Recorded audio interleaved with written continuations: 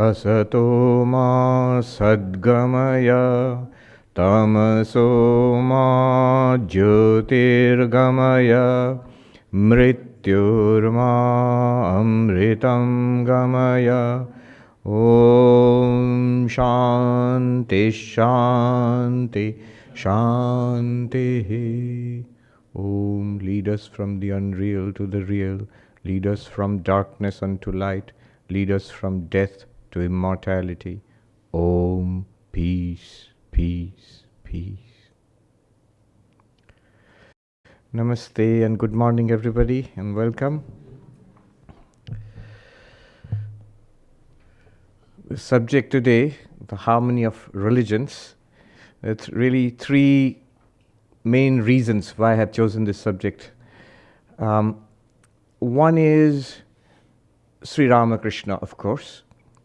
It's his birthday on 19th of February, that's Thursday. And so one of the central teachings of Sri Ramakrishna was this harmony of religions. I thought we should dwell on that.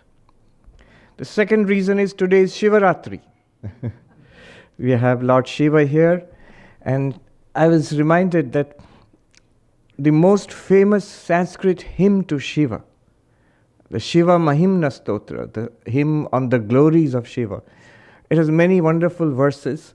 One of those verses, Trayi Sankhya Yogam Pashupati Matam Vaishnavamiti Prabhinne Prasthane Paramidamadapatyamiti cha Ruchinam Vaichitryat Rijukutilanana Pathajusham Nrinameko Gamya Tvamasi Payasamarnava Iva.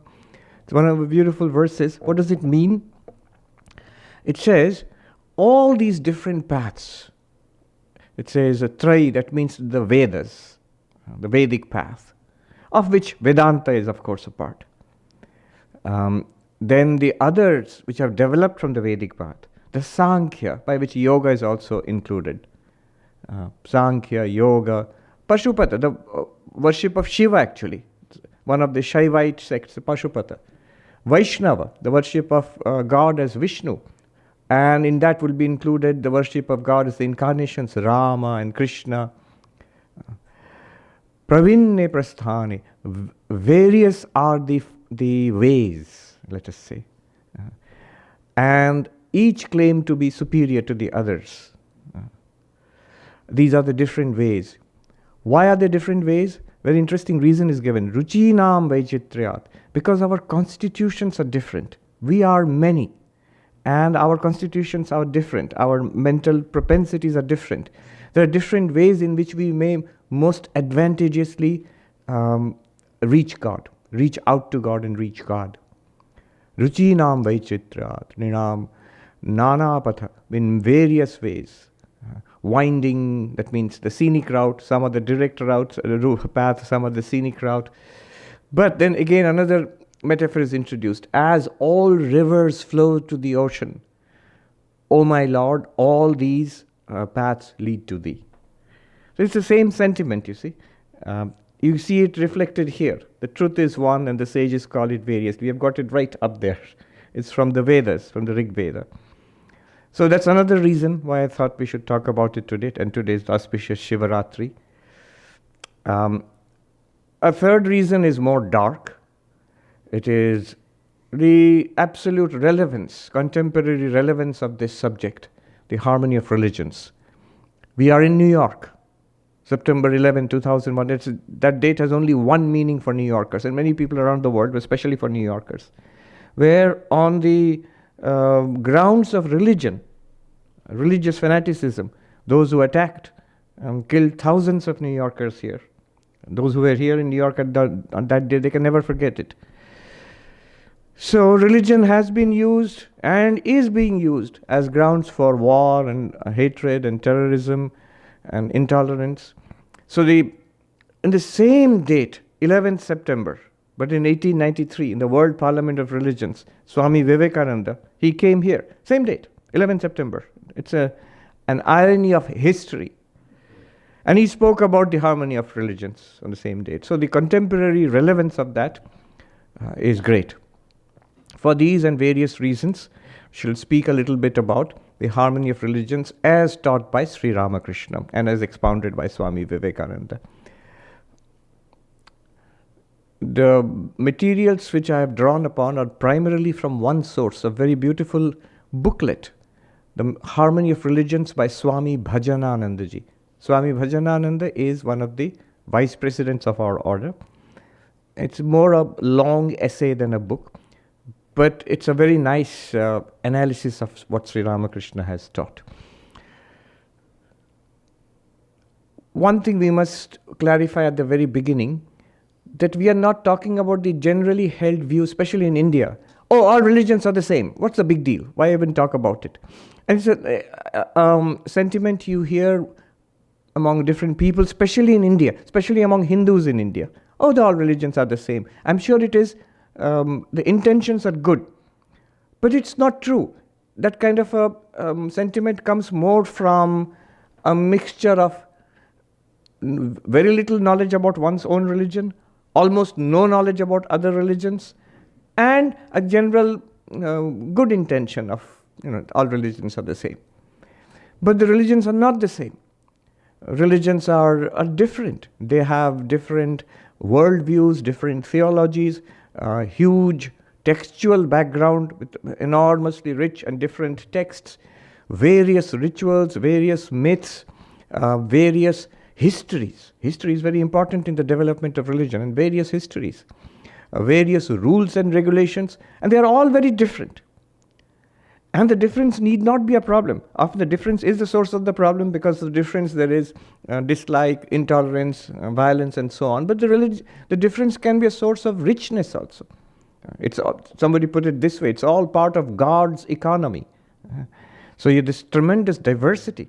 It's a source of richness. It enriches our spiritual life. So religions are not the same. So when we're talking about the harmony of religions, we don't mean by that this sentiment that they're all the same. They're not. We also do not mean by that, by the harmony of religions, we do not mean religious toleration. This is the more well-known term. Very few people speak about harmony of religions. Most people speak about religious toleration. And they mean well, but the term toleration itself includes the seed of intolerance. When do we use the word toleration? I'm just tolerating you. It's not a nice thing to say. Swami Vivekananda, in his famous speech on the 11th September in the World Parliament of Religions in Chicago, he said not toleration, but acceptance. Acceptance of the great truths of the different religious traditions. Also, by the harmony of religions, we don't not only mean the harmony between the great religious traditions of humanity, but also harmony intra-religious. Often the hatred is more within the religion. We may or may not dislike the other, but in our own community and family and society, if someone is a little bit different from us, then we really hate that person. So that's what often happens. It's strange, but it does happen. Shias and Sunnis, Protestants and Catholics, if you go to Ireland, it's still there. I mean, it's all peaceful now, but an Indian gentleman said, my Irish neighbors asked me, so are you Catholic or Protestant? And he said, no, I'm Hindu. I said, yeah, but are you a Catholic Hindu or Protestant Hindu?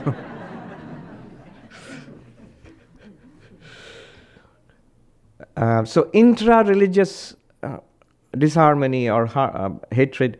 So we're talking about harmony within religions and between religions, and indeed wider than that, between religion and having no religion at all. And between the different ideologies, the same principles can be extended further. So this is just the background. Now, one way harmony of religion already exists among people is the social harmony of people of different religions and no religion existing together. In especially a big city like this in New York, you'll find Hindus and Muslims, Christians and Jews, and people who are spiritual but not religious. That's a very big segment of Americans, especially young people in America today. And then people who are atheistic, who don't believe in any religion, all living together. and with no problem, really no problem at all. 'Cause someone might question, where is the need to talk about harmony of religions? It's already there. You look around in your same apartment block, you might have people, you probably do have people of different religious persuasions and no religion at all, and they live in harmony. It's not even an issue. It's not an issue. I remember going to school in India as kids. Mostly we were Hindus, but they were Sikhs and they were Muslims, and among children there was no issue at all. That idea that it's part of my identity, even the question of an identity doesn't really come up. We're children, they're all children. Like that, in society, people do live together, do work together, and so there's a social harmony. So that's one kind of harmony between religions, and that's important. But it can be very delicate. It can be ruined very easily. You just need one committed religious preacher who will come and educate you about your religion and about those guys. And then the harmony is broken, at least in our own minds. I've come across children in this country where they say, even as young as kindergarten, preschool, other children tell my son or daughter, you're not a Christian, or you don't belong to this particular church, so you're going to burn in hell forever. And that's very difficult for a little kid to listen to, hear, especially if all your friends are telling you that. And why are your friends telling you that? Because they have been indoctrinated. They've been brainwashed. So it could take, in fact, ironically, what it takes to break the harmony of religion socially is some education about religion. And then people become, now I'm aware, I am on the right path, and these guys are wrong. And that was not there earlier, thankfully, but now it is there. Or it could take politics. Here in India, people can introduce these ideas of the other, and they are bad and we are good. So the social harmony of religions, though it is very important, it's a fact, but it can be easily disturbed. Then there is the political harmony of religions. In recent times, last 200 years or so, especially from the West, the secular ideal of separation of church and state. And that has enforced a political harmony of religions. So instead of having a state religion, or even a religious state, a theocratic state, now you have a state which is secular. And that does good to religion. It's, at least in my opinion, what I see. If you give political power to religions, it's generally a bad idea. We have seen the last 200 years, no matter whatever the problems in free, democratic, secular countries, still it's far better than infusing it with religion. Mix politics and religion to the detriment of both. It will poison religion with politics, and it makes politics very deadly if it is enforced with religious belief. So that is the political harmony of religions. Though I have an interesting segue or footnote to this. Mahatma Gandhi, he was once accused, you are doing religion in politics. And Mahatma Gandhi's answer was very instructive. He said, the two greatest forces for human good that I know of are religion and politics. So as long as I live, I shall not cease to do politics and religion in politics. Yeah, but that was, of course, Mahatma Gandhi with the best of intentions. But everybody does not have the best of intentions. So that is one. A secular government generally enforces a harmony between religions by treating religions equally and keeping a distance between religion and the state. And that's a good thing. But we are not talking about that either today. There is a third harmony of religions, which is closer to our subject today, which is a theological harmony of religions. Another reason why I'm doing this talk today is that this theological harmony of religions. A few months back, I was at the Vatican, and they were organizing a conference on the harmony of religions, on interfaith harmony. And the reason they were doing it is this theological harmony of religions. What does that mean? Until a long time, for nearly 2,000 years, more than 2,000 years actually, the church held on to the idea that our path is right and everything else is wrong. In fact, the description they had about themselves was the one true religion. So if it's the one true religion, what about the others? They're all false. One scholar said the doctrine of the church was, the Catholic Church, was tolerance where it cannot be avoided and intolerance everywhere else. That sounds awful, but there's a logic to it. If I'm convinced that my way is right, then I should hold on to the right. Why should I make any compromise with what is wrong? And if I have to make a compromise, it only should be an exception, where it's not possible to be intolerant and I somehow have to be tolerant. Otherwise, as quickly as possible, come back to intolerance. Now, all that changed in 1965, in the Second Vatican Council, where the Pope issued an encyclical called Nostra Aetate, which means in our times. It's Latin for in our times. It was initially seen as an outreach to Jews for all that had been inflicted upon Jews for centuries, for millennia, culminating in the Holocaust. And so, as a way of making up for that, the Catholic Church made an outreach to the Jews, apologizing for whatever had been done. Many things were said, like, for example, promising not to convert Jews anymore, and so on. I was shown there the historical parts of Rome. You have 2,000 years of history there. One part is very sad, the Jewish quarter. And they were showing me, they said that this place used to be chained off after evening. So all Jews were packed into that Jewish quarter and locked in until the next morning. And there were many riots, killings, and so on and so forth. And the main synagogue in Rome, he said the Pope at that time in 1965, he walked from the Vatican to the synagogue and knelt down in prayer in apology there. So that was an outreach to the Jews, and that was extended to all other religions, next to Islam, and then to the religions, other religions of the world, including Hinduism, Buddhism, Jainism. For some reason, Sikhism was excluded, I think not on purpose, forgotten probably. So this time the Sikh delegate made an appeal that we should be included in that document. What did the document say? It said that reinterpreting the Bible and the Catholic doctrine, theologically speaking, so Catholic scholars will now say, from now on, that it's not true that only the Catholic faith is true and all others are false, but there is truth in other religions also. So this is the big change.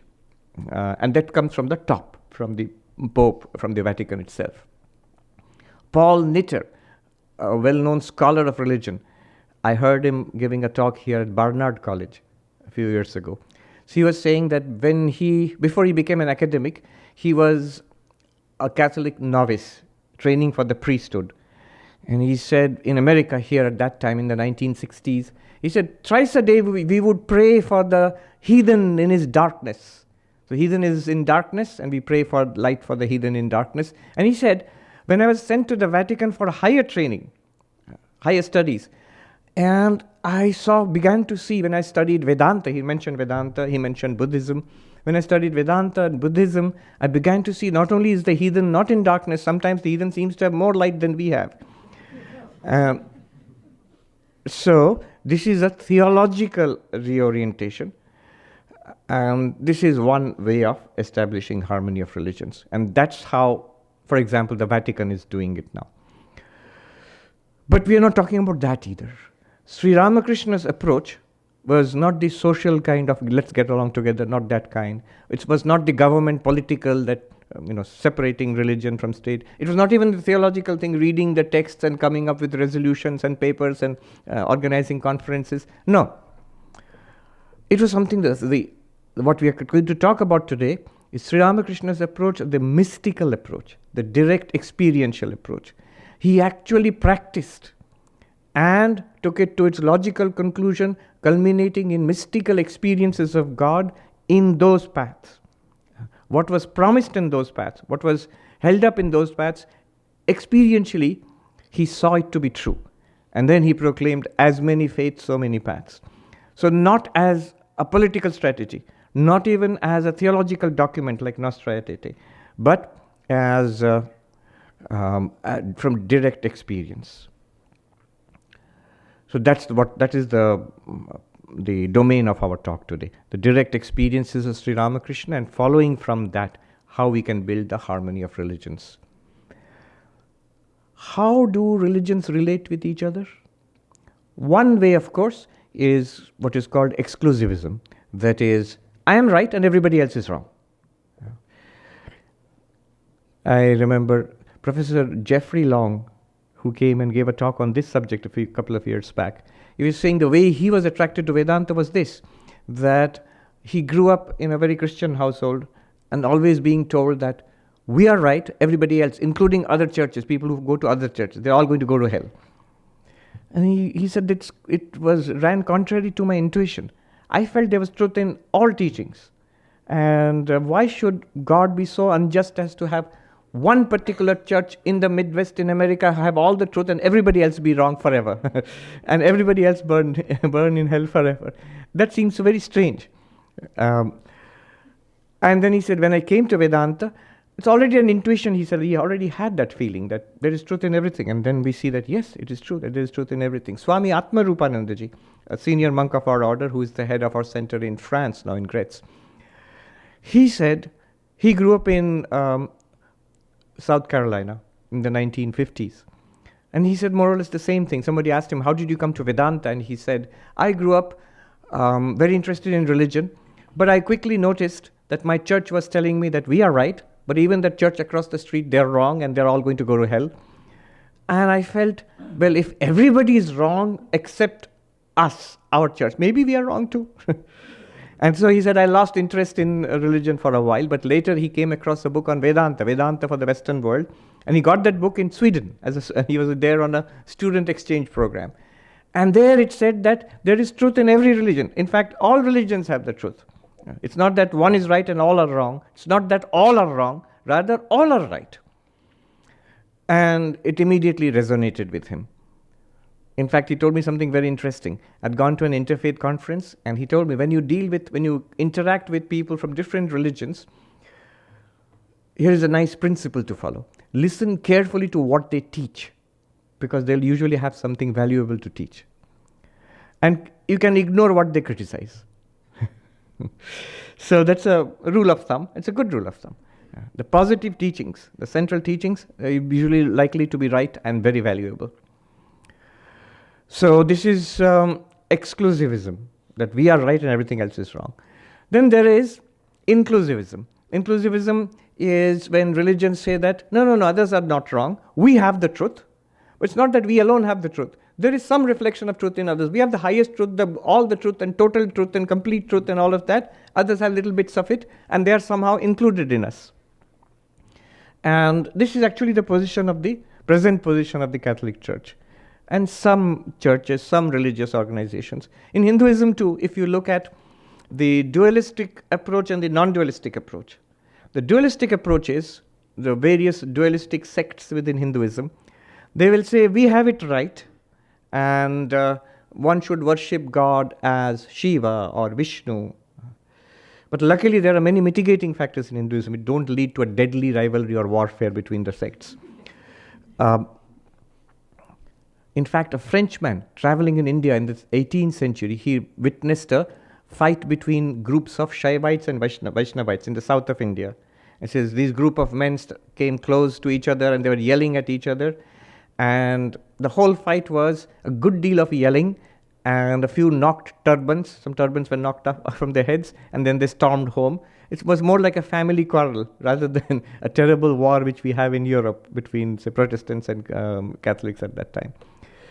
So this is inclusivism, that there's a doctrine called anonymous Christians. So everybody else is an anonymous Christian. You're all Christians, you don't know it yet.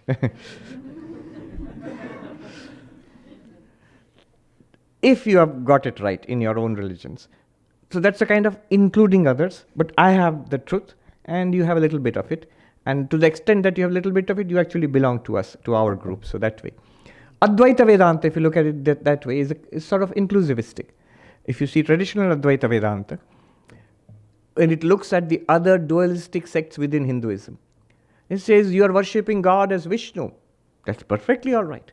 And you are worshipping God as Shiva. That's perfectly all right. You are worshipping God as the Divine Mother, as Kali or Durga. That's perfectly all right. How can it all be all right? Because God is all of them. God is Saguna Brahman, Brahman with attributes, infinite in attributes. So you can worship as Shiva and there's no doubt it will appear as Shiva to the devotees of Shiva, and as Vishnu to the devotees of Vishnu. It is all Saguna Brahman, and any one of them will do, and they're all good, they're all helpful, but subservient to a higher truth called Nirguna Brahman, the Absolute, who is beyond attributes, beyond language. And you have to realize, I am that. And the worship of God, the way you are doing it, is helpful to that realization. So notice what the Advaita Vedanta did. It did not say you are all wrong, and I have got my own candidate for God. No. It says you are all right. All of you are right. That's a good way of harmonizing. But what it does is, it puts it down at a lower level. And there's a higher or a deeper level, if you will, of the attributeless Brahman, which is the ultimate goal of the non-dualist of the Advaita. It's inclusivism of a sort. Then there is a third approach to relationship between religions called pluralism, where we recognize that each religion is true and it is different, and you don't have to exclude it or include it also. They're perfectly all right as they are, and we can all easily coexist. So this pluralistic approach, this is also very true of Hinduism. This is more true of Hinduism than exclusivism or inclusivism. We have multiple approaches, and they seem to exist in very nice harmony with each other, and they have for centuries or millennia. So that's one of the reasons why Sri Ramakrishna could teach the harmony of religions. He necessarily had to come from Hinduism.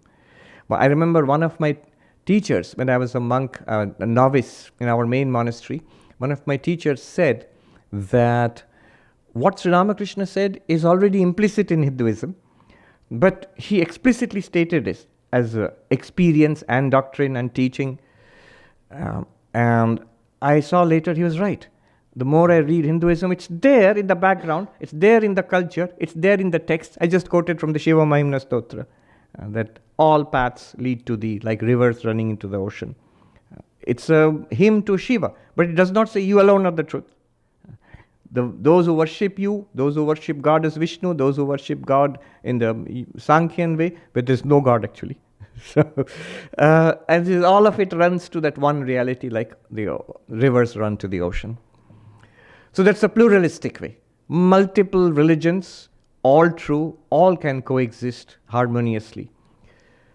But there's a further approach, which I think is closest to Sri Ramakrishna's approach. Nowadays, some scholars are talking about it. It's called the cosmopolitan approach. We have a scholar, Professor Ankur Barua from Oxford University, or Cambridge. I think Cambridge. Yes, Cambridge University. He's coming here actually in a couple of months' time. He'll give a talk here. He teaches this new idea of religious cosmopolitanism. It's catching on. What is cosmopolitanism? See, pluralism is all very good, that all religions are true, and they will serve, they can exist by themselves differently, and they can coexist with each other. There's no need to fight. But it can also lead to a kind of isolation. You follow yours, I'll follow mine. You're great. I'm also fine with mine. But that's not exactly what happens in a big city like, say, a cosmopolis like New York. You interact with each other. You eat the food of different nations. You listen to the music of different nations or different cultures. The fabric of different cultures. So it's a cosmopolis. It's not only multiple cultures and multiple people existing, coexisting together, but also mixing. Also enriching themselves with fusion of different cultures. So not only can there be multiple religious paths, all true, all coexisting, perfectly fine with each other, there's no need to fight with each other, but also not in isolation. One can easily learn and enrich oneself, make one's spiritual life much richer by experiencing or learning from the traditions of the others. And that's what's actually happening in the world culture, especially in a place like the West, in America, for example. Now, nobody's really isolated from each other's spiritual. If you're a spiritual seeker, you're not isolated from other people's spiritual practices. You're curious. You would like to learn, and people do learn. The sacred music of others, the meditation techniques from others, the philosophical arguments from other traditions, and we feel enriched by all of that. So this is religious cosmopolitanism. Look at the various ways in which religions relate to each other. Exclusivism, inclusivism, pluralism, and cosmopolitanism. This cosmopolitanism again, I'm narrowing it down to Sri Ramakrishna's teachings. So cosmopolitanism again is what Sri Ramakrishna was teaching to establish the harmony of religions. That's what we are calling it now. If you had asked him, he would have been surprised. He would have never heard the word cosmopolitanism. One final word and then we dive. I still haven't started. Sri Ramakrishna's harmony of religions cannot be understood without looking at the situation in India, the distinct nature of the Indian situation. If we go deep into Hinduism, we notice one thing. Swami Vivekananda said, we Hindus worship a transcendent, immanent God. Transcendent, beyond time, space, causation, beyond this world, beyond the senses, something beyond language, beyond conception, transcendent. Immanent, right here, in and through this world, in all living beings, in all non-living things, in the elements of the world, in all actions. This is infused with divinity. So transcendent and immanent. This world being diverse, such tremendous variety in this world. If divinity is in this world, you can think of divinity expressing itself or being experienced diversely, and it would not be wrong. You wouldn't say that there's only one way of experiencing it. No, there is a million ways of experiencing the world. That is what the world is. And if this world is infused with divinity, then there are a million ways of experiencing that divinity. Although it's one divinity, but it can be experienced in this myriad ways. And that's what was understood in India from ancient times. That's why they were so comfortable with the idea of multiplicity of modes of worship. Even till today, from most ancient times, it was never a cause for quarrel or violence. That idea itself is very strange for Indians. Why would you want to fight about? The second reason is that the variety amongst us, not only the multiplicity in which the divine can express itself, but also the variety amongst us. Our constitutions are different. Like in the Shiva Mahimna Stotra, I just recited the words, because of different tastes and constitutions of human beings. It might be easier for us and quicker for us to grasp God, to realize God in different ways. The same size will not fit everybody. There can be broadly a devotional approach. There can be broadly a philosophical, intellectual, rational approach. There can be an approach through meditation.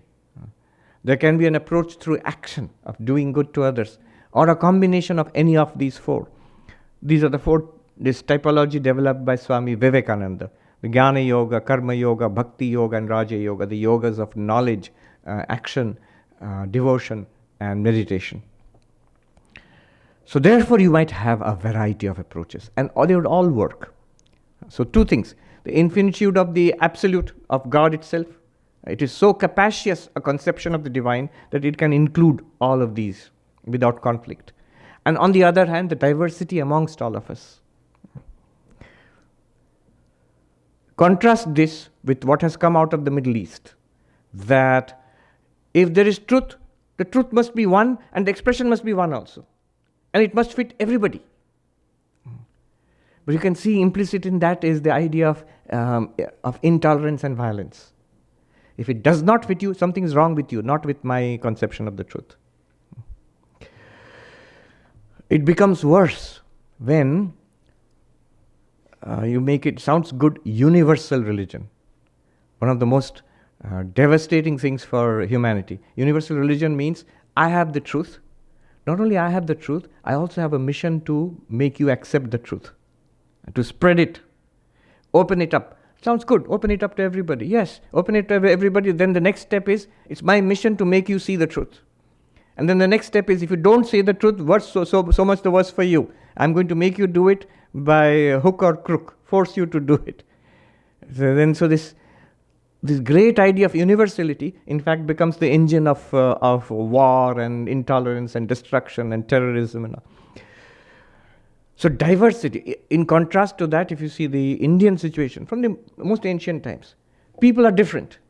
And you respect the differences of religions, respect the differences of people also. And therefore different religions may work for different people. And that also explains the enormous diversity within Hinduism. One last point. Another thing that the ancient Hindus developed was something called Vada, a Sanskrit word for debate. All the numerous differences. If you have so much diversity, there's going to be differences, tremendous amount of differences in doctrine, in practice, in belief. How do you negotiate that? How do you coexist if people believe so different from you? Well, they leave it to the experts. You have scholars engaging in debate, like a gladiatorial combat of the intellect. So this is my position, that's your position. Instead of cutting each other's throats about it, let's discuss this. And so a system of debate was devised. It was very popular also, and very widespread across ancient and medieval scholarly India. The debates between Hinduism, different schools of Hinduism, and Buddhism for nearly 1,000 years. And it just, you might ask, who won? It depends on who you ask. If you ask the Hindus, you ask me, we won. If you ask the Buddhists, they'll say they won. But I think what won was Indian philosophy. Because of tremendous debates, this sophistication grew over the centuries. Then there was debates within Hinduism. Advaita, Vishishtadvaita, Dvaita, the various schools of Vedanta. And enormous literature came out of those debates. So that's another system which was developed to let off the steam, as it were. Vada, the way of intellectual debate. Instead of fighting over it, instead of doing politics over it, let's engage in an intellectual debate over that. And they developed some wonderful rules. I'll give you a couple of examples, which we can use ourselves also in today's modern debates. For example, and there would be an umpire, there would be the opposing parties, and they would have to be experts in their field. And the public would come and sit and listen. One rule was that before replying to somebody else, so the opposing party puts forth their views about their position on some matter of philosophy or religion. Before replying to them, I have to repeat back to them to their satisfaction, that is your position. Often what happens when we argue, I am not really listening to you. I am thinking of the reply I'm going to give you. You just wait, stop speaking, and then I'm going to really tear you down. But no, first, to your satisfaction, I must be able to restate your position. This is what you have said. Is that right? And you have to certify yes. And then only I'm allowed to give my reply. What a wonderful system. All right. So this is all the background. Coming from this background, the extraordinary figure in the late 19th century of Sri Ramakrishna, his teaching of the harmony of religions. Holy Mother, interestingly, he never regarded this teaching of the harmony of religions as a central teaching. Holy Mother, she says, I don't think Sri Ramakrishna set out to teach the harmony of religions.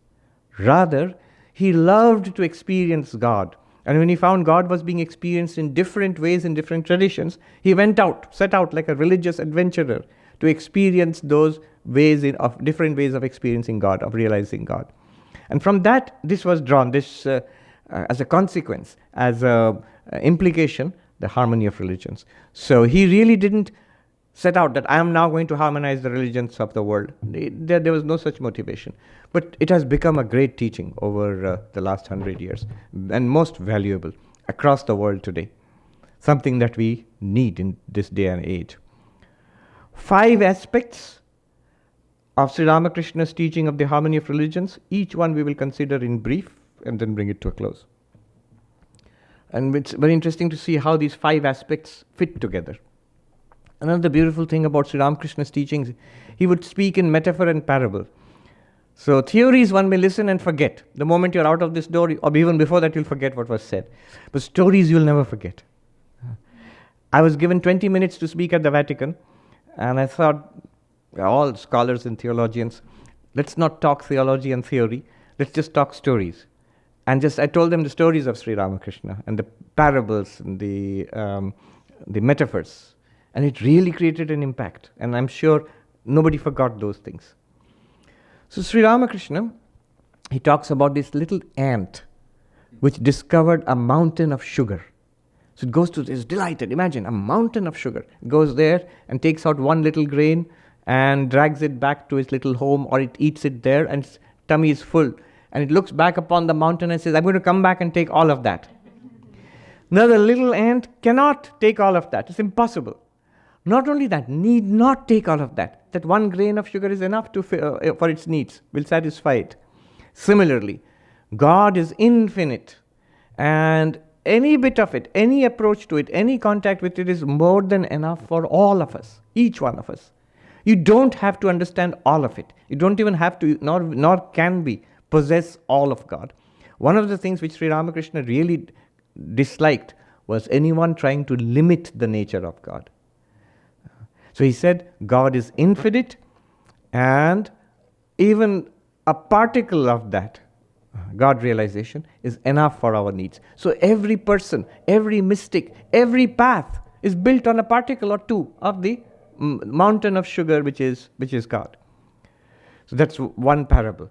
And then he says, not only is it infinite, it's also beyond language.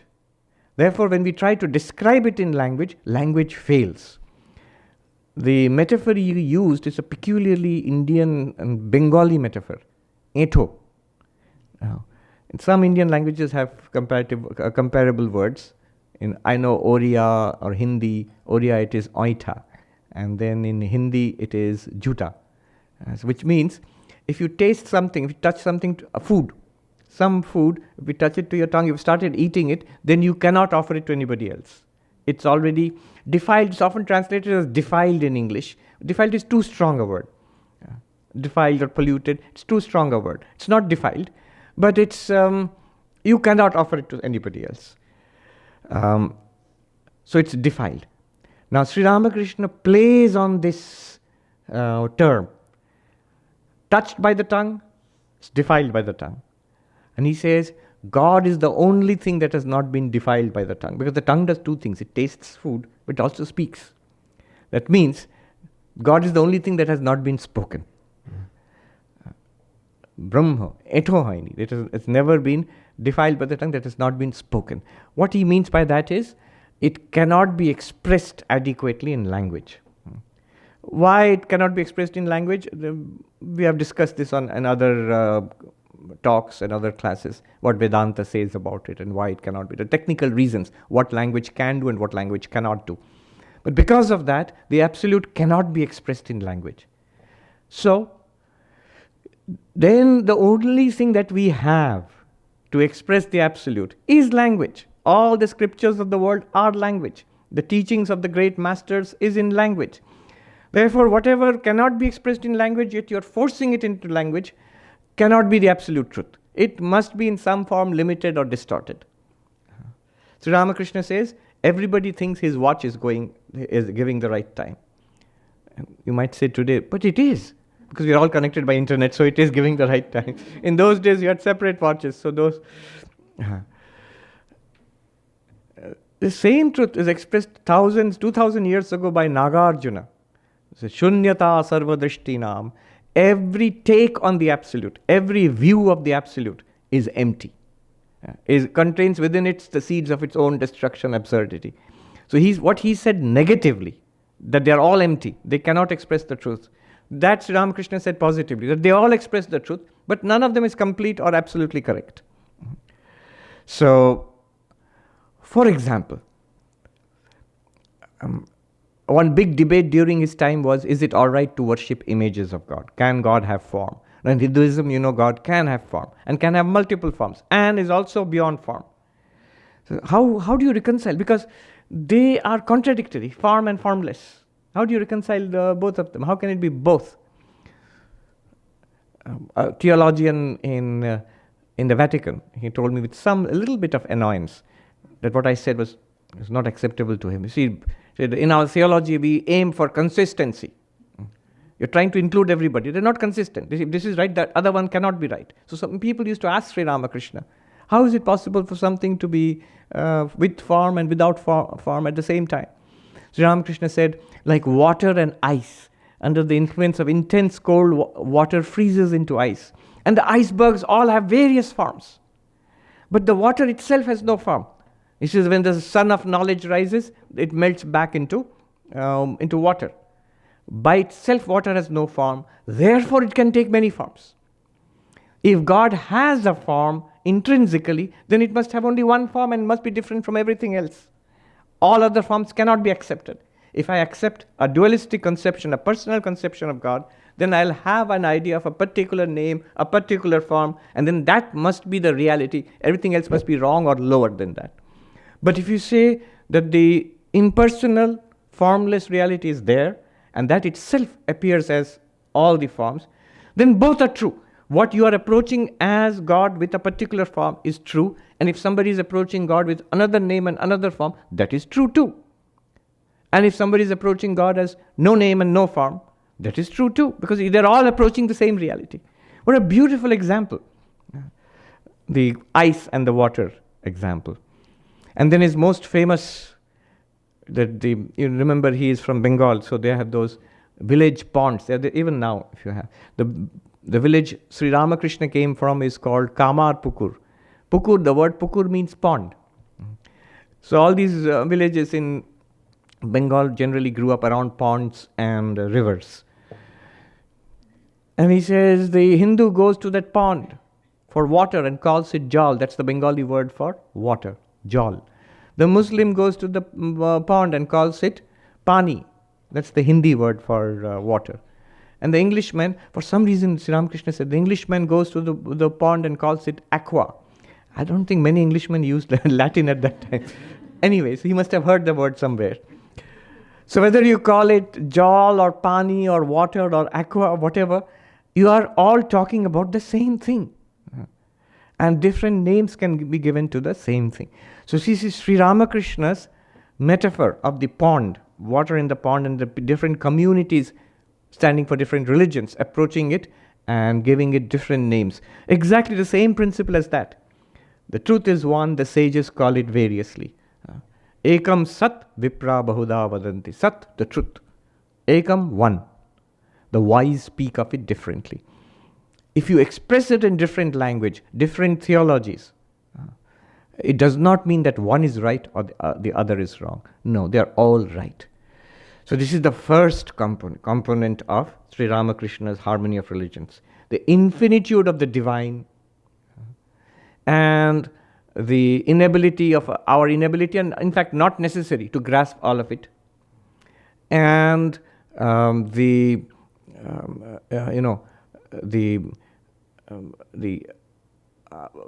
the example of the water and the ice, how these apparently contradictory aspects of the divine can be reconciled. So these are some of the beautiful components, and that it cannot, because it cannot be expressed by tongue, it has not been defiled by the tongue. Therefore, when you do express it, it can be expressed in different ways. Not that one expression is correct and the others are wrong. No, all are correct. Then the second component, the big question, what is the purpose of all of these religions? Simple question. In fact, that connects to what is the purpose of life itself. Another simple question, but these are the great questions. What is the purpose of religion, any religion at all? Greater question, what is the point or purpose of life itself? Many answers, many answers have been given throughout the ages. Sri Ramakrishna was very sure and very direct. He says the goal of human life is God realization. In whichever language you put it. Goal of human life is spirituality, God realization, self-realization. In many languages you can put it, in many words and terminology. There is a transcendent truth. To attain to that is the goal of human life. And this is something that has been known by human beings since historical times, prehistorical times, I'm sure, in all religions of the world, in all regions and civilizations of the world. People knew it. The truly wise knew it. And they made up systems, names, theologies, methods of worship, methods of practice, which became the religions of the world. But there is a truth. There is a point to all this. And the goal of human life is this God realization. And then what about the religions? These religions, the goal of all these religions is God realization. That's why they are here. They are a bridge between humanity and divinity. That is the purpose of religion. See, it's a simple way of putting it, but how many scholars and theologians are puzzled about it? If you go to divinity school, discussions about what is the purpose of religion, Somebody says the word religion is to bind together. It means religion to bind together. It forms a community and thus a civilization is possible. Somebody would say, oh, religion is the opium of the masses. It is just a mechanism to keep the masses under control so the masters can exploit the masses. Or religion is a way of uniting people to fight against other people. No. There is a genuine purpose to religion, which is transcendence, which is God realization, self-realization. And that connects with the ultimate purpose of human life. See how beautifully, powerfully, boldly Sri Ramakrishna states it. That's our goal. He's not forcing us into a straitjacket. You might say, no, it's not my goal. My goal is to earn $1 million on Wall Street. You might think that's your goal right now, but what you are trying to do by that is this attainment of deep, lasting fulfillment. Whatever we are trying to do in life, whatever our project is, money, power, knowledge, doing good to others, or all those sound like a lot of work. I just want to relax. Or laziness, if your project is being a couch potato. All of that, in all of those ways, we are seeking the same deep fulfillment and transcendence of suffering. And that, there's only one way of attaining that is the spiritual way. There are many ways of being spiritual, thankfully. But spirituality is the sum and substance. In fact, I consider a sign of maturity, an interest in spirituality, a sign of maturity. So, that is the second component. Sri Ramakrishna told a parable here of the man who came to the mango grove and he was counting how many leaves are there, how many branches are there, how many trees are there. You have come to a mango grove to eat mangoes. Eat the mango. Eat the mango first. Why spend time in counting leaves and shoots and... Yeah. The Buddha's tale about, he says, oh Ananda, what would you say to the man who is hit by an arrow and you go to help him, says, wait, before you help me. Who shot the arrow? What was the caste of the man who shot the arrow? Of what wood is the arrow made of? What would you say to such a man? He says, he will die. Oh Buddha, he will die before he can be helped. Yes, precisely is the way we ask various theological, philosophical, political questions. The core is, first you have come to eat the mango. First you need help to solve your own problems. And that is the core purpose of spirituality. All spiritual systems at their heart. So this is the second component. What's the point of human life? What is the point of these religions? Same point. God realization, self-realization. I'm not saying the politics and the war making and the opium of the masses, those are completely untrue. They come later on. There might be some truth to them, but they are not the ultimate point or purpose of religions. Somehow I saw the academic discussions about religions. If you go to schools where religion is taught academically, they will not openly say religion is false. But the underlying premise is this. Why does a religion exist? They'll give social reasons, economic reasons, psychological reasons for the existence of religion. What about this? What the religions themselves are saying? That the reason for the existence of religion is spiritual. No. Shh. I asked a professor once, how about taking religion seriously? So we take religion seriously. No, you take it socially, economically, culturally, psychologically. How about spiritually? Silence.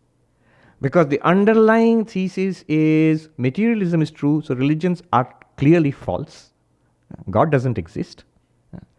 So why do these religions exist? Now I must find some materialistic, psychological, economic, cultural reason for the existence of religion. That nobody will tell you. But this is the DNA, the inner academic code working in different departments throughout the world. Some are softer on it, some are more hardcore about it. Third component is, therefore, if the infinite, the ultimate reality is infinite nature beyond language, can be expressed in different ways. The goal of human life and the goal of religion is to reach that ultimate reality. Then these religions become paths to reach that ultimate reality. That's Sri Ramakrishna's famous teaching, Jato Mat Tato Path. As many faiths, so many paths. He would say, the roof of the house. One can reach the roof of the house through the staircase, the stone staircase. or the wooden staircase, or in those days there were no elevators. So today we can say with an elevator, or you can climb up from outside with a rope or something and can go to the roof of the house. But you'll all reach the roof of the house. He would tell people who would gather around him in his little room in the Kali temple of Dakshineshwar, look, some of you have walked here. Some of you came by coach, horse carriage. Some of you came by boat. But you all reached here. Similarly, he says the Hindus will reach God, so will the Christians, and so will the Muslims. There is to be Sikh people who would gather around. There's a cantonment of Sikh soldiers. So Sikhs also will reach God. All you need is to be sincere in calling it, to want it. In fact, Sri Ramakrishna would be asked, so God realization is the goal. What's the condition? One condition. Tell us one thing. And he would say, Vyakulata, intense desire. If you want it intensely, you will get it. And there is a catch there. That's the thing. We want it, but not that intensely. But at least this much is true. I always say, we want to want it. That all of us, we can raise our, yeah, I want to want it. I want to be like that, if I can be. So the different paths to realization. Once you say that there are different paths and to the same goal, different paths to the same goal, then there's no need to fight. If your Google map tells you this is the way to go to Vedanta society, and then what else is there? Ways. It tells you this is the way to go to Vedanta society. Well, there are different ways of taking you around. And it depends also from where you are starting, which part of New York you're coming from, or from New Jersey. So your paths will be different. There's no need to quarrel about it. Can I say that my religion is the best? Somebody asked me. Can I say that my religion is the best? Sri Ramakrishna would say, yes. Not only you can say that, you must say that. Otherwise, why are you following it? But here is, when I go to supermarket and I buy something, that's the best for me. That's my choice. That's why I bought it. My choice indicates that. The reason I am following it is because I really find benefit in this.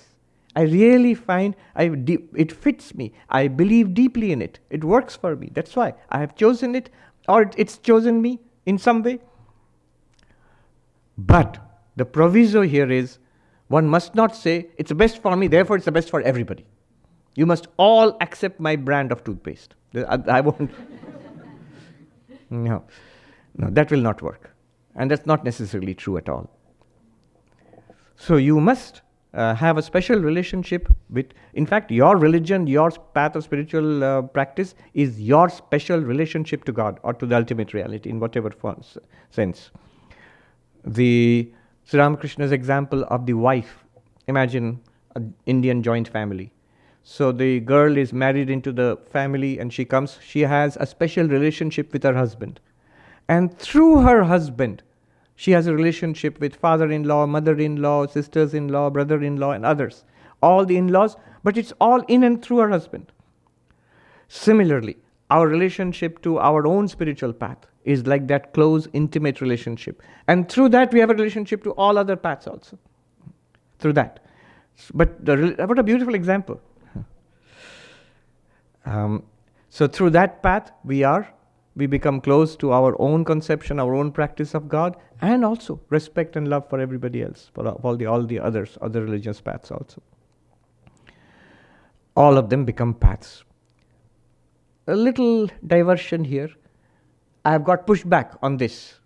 It's a great idea, but apparently there are people who don't like it, who say that, well, yes, the religions of the world are paths to God realization, but they are paths up different mountains. They're not paths of the same mountain. Each path is different from the other, and they will take you to different mountains. This appears to me to be a mischievous interpretation. What follows after that is, my path takes me up this mountain, your path takes you up that mountain, but there's only one mountain, and that's mine. So the path that you follow, it takes you up something that's wild goose chase. There's nothing there. It's back to the same old exclusivistic idea that I have the truth. The moment you say paths are different and the goals are also different. Sometimes people may say this genuinely. These are discussions among theologians, which I'm sharing with you. They may say this genuinely. The goals are also different. But that's because, as I said, the ultimate reality, God, Brahman, the Absolute, is so capacious that when it is experienced by different mystics, genuinely experienced, they have genuinely different experiences. But that does not mean that the ultimate reality is genuinely many. Otherwise, what happens is, if I hold on to that many paths leading up, I asked a theologian, many paths leading up different mountains. But I said, doesn't your religion hold on to monotheism? There is only one ultimate reality. Will you say there are multiple ultimate realities? I said, no. There is only one ultimate reality. And you are saying these different paths do not lead to that one ultimate reality, they lead to different things. Therefore, they are all false except yours. No answer. You see, if you cannot hold on to monotheism on one side, and you cannot abandon monotheism also. That's the central teaching of Judaism, Islam, and Christianity. You cannot abandon that also. At the same time, if you say that multiple paths lead to multiple ultimate realities, there is, you can see in between, there is a great deal of mischief involved there. It's a way of degrading the other, of saying that I have the one, there's only one truth, I have that truth, you think you have a truth, you're delusional. Your path is leading you to a dead end. No. All the paths lead to the same reality. Yes, you can experience it in tremendously diverse ways. That's why it seems to you genuinely that they are different paths. Now, having said all this, three components that we have talked about. Then, the fourth component is, Sri Ramakrishna seems to walk it back a little. He says, when you have all this diversity, tremendous diversity, what do you do?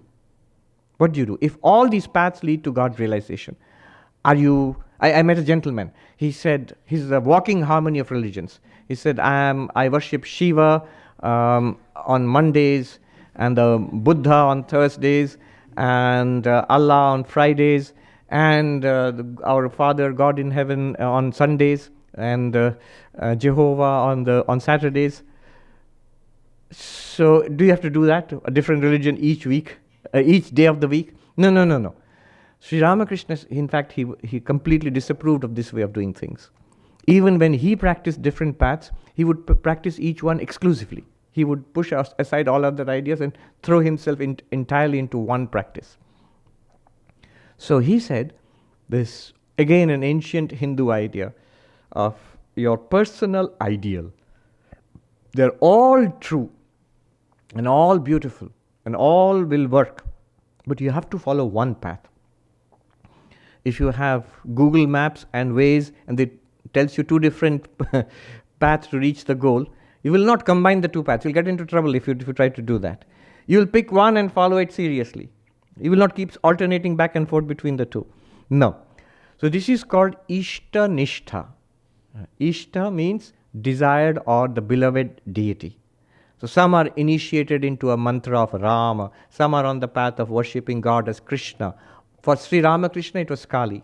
He spoke about all this harmony of religions, but for him, the central conception of God, the way he walked on that path, from the beginning till the end, it was Kali, the Divine Mother. For him, God was always a she.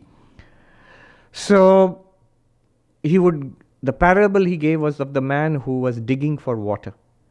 It's hard work to dig a well. And somebody told him, it's easier if you go there. So he goes there and starts digging there. Somebody told him, go there. He goes to a third place and starts digging. At the end of the day, he has dug 6 shallow wells. He found water nowhere. But if he had kept on digging at the same place, he might have found water. So the idea of Ishta Nishtha is, one must hold on to one. You select your path, or the path selects you. And then hold on to one. Any one of them will work. And what works best for you, but one must sincerely hold on to one and dig deep there. Sri Ramakrishna would also say, what's the use of floating on the surface? Dive deep. The gems are on the ocean bed, so you have to dive deep. So this is the fourth component. Notice he seems to have withdrawn a little bit of the diversity and harmony, but in practice one must hold on to one. Once one has got, he would say, in the beginning, one must put a fence around the sapling. Imagine an Indian road with the sacred cow walking back and forth. If you don't put a fence around the sapling, the cows and the goats will come and eat up the little sapling. If you put a fence around it, it says the tree will grow strong and big. And once the tree is fully grown, he says, Sri Ramakrishna says, you can tie an elephant to it, nothing will happen to it. Similarly, in the beginning of our spiritual life, we must hold on to one path seriously, and when it becomes alive for us, you can spread out like a tree and be and see the divinity in all beings. This is the fourth component. And final, being dedicated to our own path, what will be our approach to all the others? One is reverence and respect for all other paths. Not to look down upon any path. Why not? We are not doing a favor to others. It's literally the same reality the Christian and the Jew and the Muslim and the Sikh and the Buddhist and the Taoist, they're all worshipping or trying to approach the same reality in different ways. If I disregard or disrespect that, I'm literally disregarding my own path. I am cutting down my own tree if I disregard the other. So, a deep respect and acceptance of the other's truth. Also, here comes the cosmopolitan part of it. Learn from the other.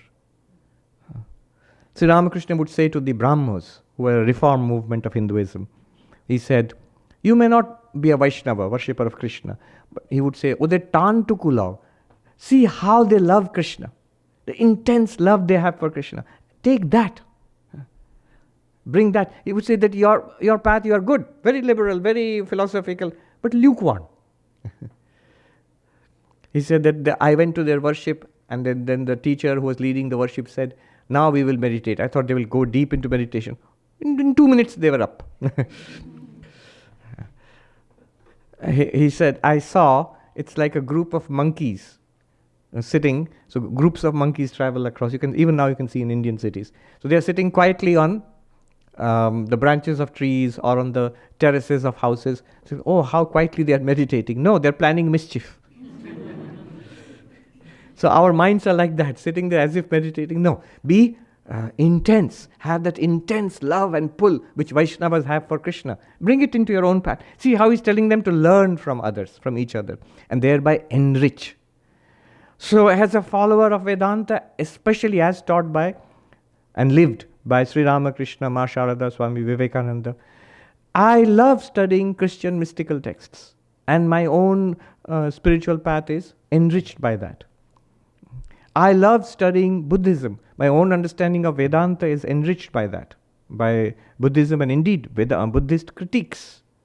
Even the attack they do on your path, it helps to clarify your path, to get depth in your own path. So it makes our spiritual path rich. There was the Mughal prince, Dara Shikoh, about 400 years ago. He was very interested in Vedanta. So what he did was he got some pandits to translate from the Sanskrit into Persian. He wrote a number of books himself, and so the translations he incorporated into a book, the name of which is A Meeting of Two Oceans.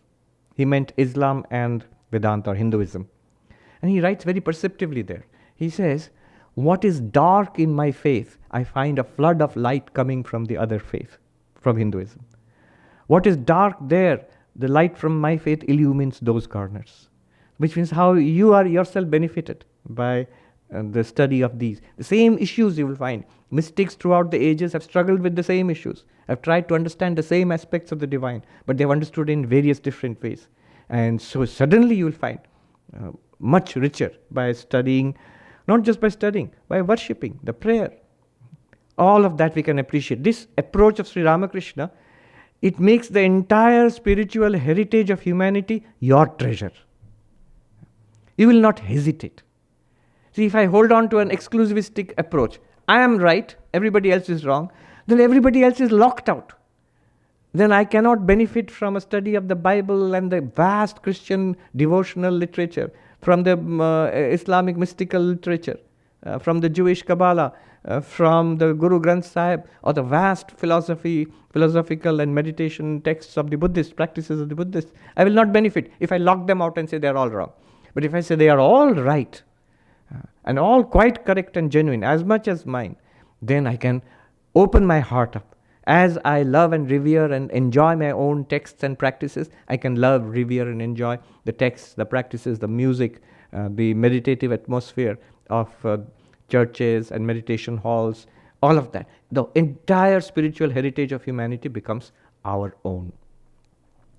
So this is the vast view. It's a view, the harmony of religions from Sri Ramakrishna, which it's a vast view. And it's very good to be big in every matter. It's good to be big, not good to be small or petty. Our real nature, the Atman, Brahman, our real nature is the absolute, is vast, is limitless. The more vast, more accepting we are, the more true we are to our path. Vedanta says, Aham Brahmasmi, I am Brahman, which literally means the universe is one with you. Non-duality means there is no second reality. Therefore, whatever we experience, whomever we experience, whatever we do and see being done, in some way it must be me. It must be one with me. I must be one with that. To see the self in all beings and all beings in the self, that's the highest teaching of Vedanta. So that vision, the harmony of religion, shows us how we can get close to that without making everything the same. It will never happen. Accepting the world in all its diversity, beauty and power, and see that it is meant to be like this. From in God's vision, it's meant to be like this. And therefore we elevate ourselves to that divine vision by seeing the world and its religions from the perspective, from a godlike perspective. May we be blessed with that vision. Our prayer to Sri Ramakrishna, Ma Sharada, Swami Vivekananda, to Lord Shiva himself. May this great blessing come down to us and illumine us. Om Shanti Shanti Shanti Harihi Om Tat Sat Sri Ramakrishna Rupanamastu.